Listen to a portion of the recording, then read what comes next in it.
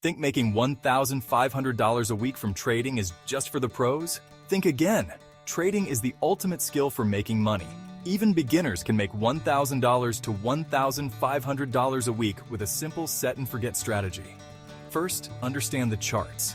They show you the real-time price of any asset. But here's the secret. Profits come from other traders' losses. To make money, follow 2 steps. Step 1. Identify the market trend. Is it going up or down? This tells you whether to buy or sell. Step 2. Execute the trade. Use TradingView to analyze charts and spot key price levels. Then use MetaTrader 4 or 5 to place your trades. You can start with a demo account to practice.